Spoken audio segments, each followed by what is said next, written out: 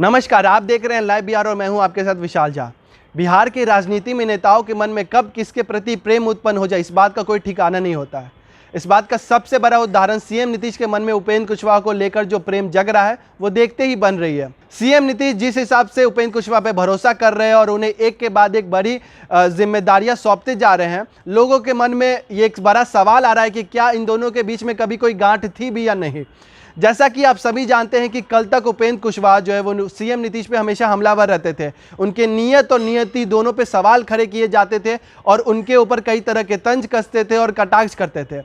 ऐसे में जैसे ही उपेंद्र कुशवाहा ने 15 तारीख को अपने मन और अपनी पार्टी को जदयू के साथ पूरी तरह से विलय कर लिया, इसके बाद से समझो बिहार की राजनीति में काया पलट ही हो गया।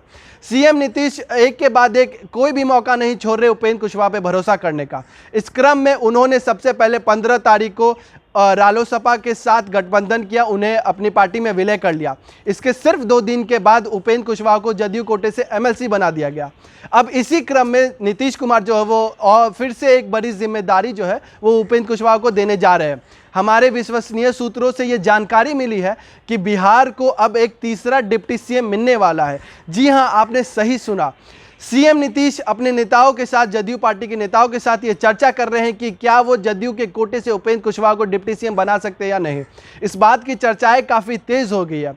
जैसे इस बात की चर्चा तेज़ हुई है, जो पक्ष और विपक्ष है उन दोनों के मन में बहुत बड़ा सवाल खड़ा होते जा रहा है और वो काफ़ी परेशान नजर आ रहे हैं। विपक्ष दौर इसलिए परेशान लग रहा है क्योंकि अब तक विपक्ष दौर अपने एमवाई समीकरण के हिसाब से बिहार के राजनीति में अपना छाप छोड़ रहा था।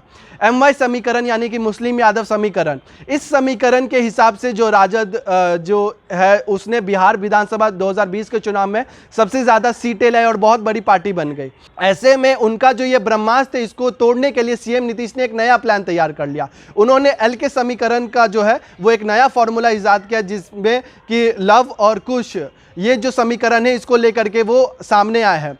इसी क्रम में उन्होंने उपेंद्र कुशवाहा को भी अपने साथ ले लिया। आपको बता दें कि बिहार की राजनीति में उसमें अगर पिछले वर्ग की बात करें तो यादव समाज के बाद सबसे बड़ा जो तबका है वो कुशवाहा समाज का ही है। ऐसे में सीएम नीतीश को भी इस बात की जानकारी हो चुकी थी कि अगर उन्हें आगे बढ़ना है और राजनीति में अपने कदम वापस से मजबूत रखने होंगे तो उन्हें कुशवाहा समाज के साथ जुड़ना ही पड़ेगा। इसी को लेकर के उन्होंने जो है वो कुशवाहा के साथ वापस से हाथ मिला लिया और पुरानी सारी बातों को भूल गए। उन्होंने उपेंद्र कुशवाहा के प्रति अपना भरोसा जताए हुए उन्हें अपने पार्टी में शामिल भी किया और उन्हें एक के बाद एक जिम्मेदारी भी देते जा रहे हैं। इसी क्रम में जो पक्ष दौर है वो भी काफ़ी परेशान चल रहा है, क्योंकि जब बिहार विधानसभा चुनाव होने वाले थे उससे पहले ही मांझी और मुकेश सहनी, इन दोनों ने जो एनडीए सरकार है उन्हें काफ़ी समर्थन दिया था।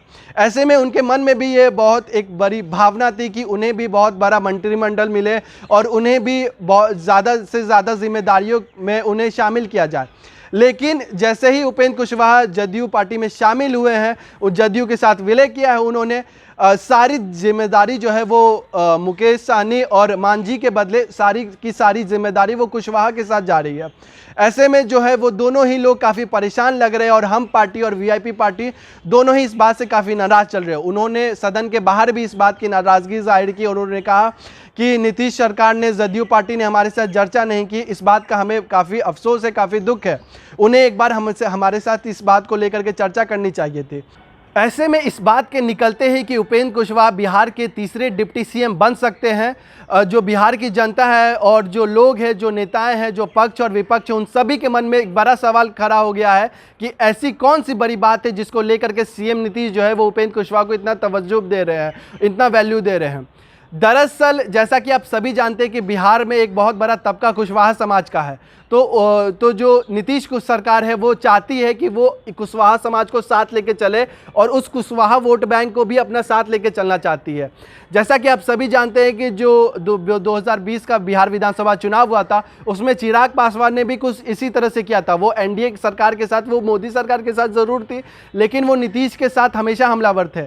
ऐसे में नीतीश कुमार को जब इस बात का भनक लगा कि वो चारों तरफ से घिर चुके हैं, उनका विपक्ष दौर जो है वो उन्हें काफ़ी घेरने का कोशिश कर रहा है और जो पक्ष दौर है उनके भी कई सारे साथी उनसे नाराज चल रहे हैं, तो उन्होंने अपना एक सेफ गेम, एक सेफ प्लान तैयार कर लिया कि वो पहले अपनी राजनीति का जो कदम है वो ज़्यादा ज़मीन में मजबूती से रखेंगे, उसके बाद ही वो जो है वो किसी और पार्टी के साथ जुड़ेंगे या उनके बारे में सोचेंगे।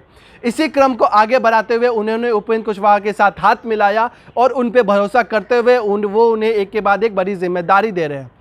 तो अगर बिहार को तीसरा डिप्टी सीएम मिलता है तो ये एक फिर से बहुत बड़ी बात हो जाएगी और ऐसा पहली बार होगा कि बिहार को 3 बड़े डिप्टी सीएम मिलने वाले रहेंगे। ऐसे ही तमाम खबरों के साथ जुड़े रहने के लिए लाइव बिहार के फेसबुक पेज को फॉलो करें और लाइक करें। इसके साथ ही हमारे यूट्यूब चैनल को सब्सक्राइब भी करें। धन्यवाद। लाइव बिहार यूट्यूब पर सब्सक्राइब और फेसबुक पर लाइक जरूर करें।